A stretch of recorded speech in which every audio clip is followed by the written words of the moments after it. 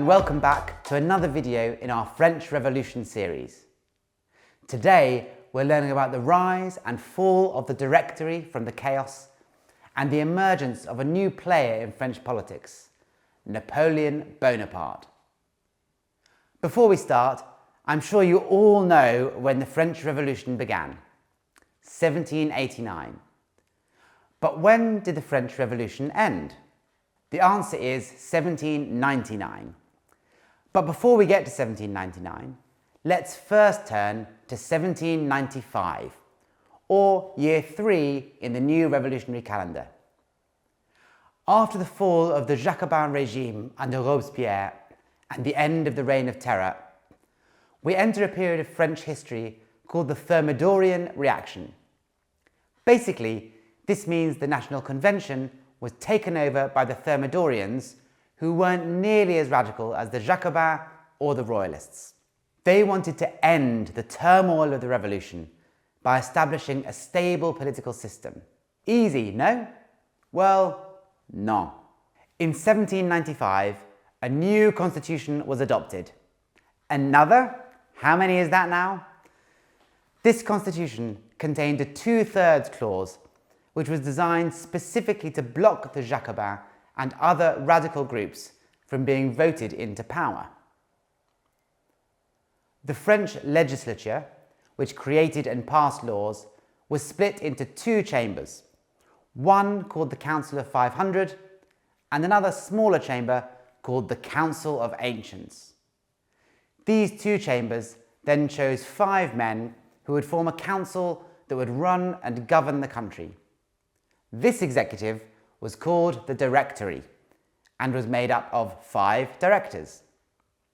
These 5 directors governed France between 1795 and 1799.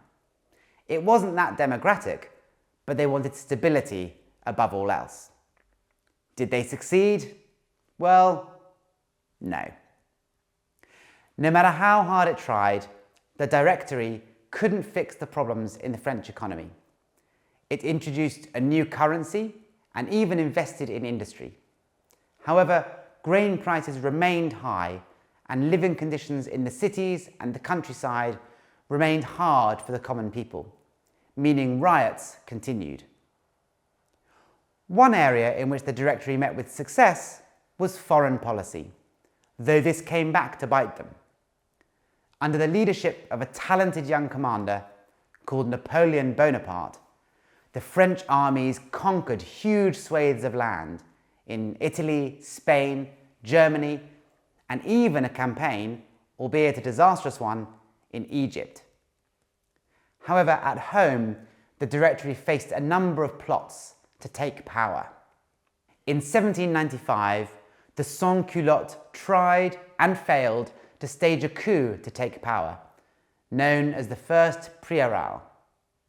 Then, in October 1795, Royalists launched a counter-revolution.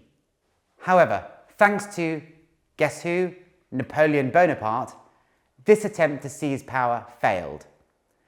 6,000 troops commanded by Napoleon faced 30,000 Royalists, many of whom were French civilians. Not deterred, Napoleon lined up his cannons and fired. The coup of 13 Vendémiaire was over. Next was the so-called Babeuf conspiracy in 1796, a plot organised by a Jacobin called Gracchus Babeuf, which was supported by the Sans-Culottes and other left-wing radicals in Paris. When the Directory heard about these plans to stage another coup, they arrested and executed Babeuf in April 1797. Le fin? Well, non. There was relative peace for several years until year 8, or 1799, when Napoleon Bonaparte returned to Paris after his unsuccessful campaign in Egypt. Napoleon was close allies with the Abbé Sieyès, who at that time was the most powerful of the 5 directors. But Sieyès wasn't happy with how the Directory was running the show. He saw in Napoleon an opportunity to seize power once and for all and end the instability which the revolution had caused in France. On the 18th of Brumaire, Napoleon Bonaparte stormed into the building where the Council of 500 was meeting and attempted to seize power. This triggered a violent confrontation in which Napoleon was allegedly assaulted. His troops stormed into the chamber and took control. This finished the Directory, which was replaced by the Consulate. 3 men, known as consuls, now ran France. But the first consul and the true leader of the country was none other than Napoleon Bonaparte. In 1802, he declared himself first consul for life, which isn't really what the revolution had in mind back in 1789. Just over 10 years after storming of the Bastille, the French Revolution ended. In its place, a new, powerful figure emerged, Napoleon Bonaparte, who would change the course of French history. More about Napoleon Bonaparte in the next video. You've been learning about the rise and fall of the Directory with MVA.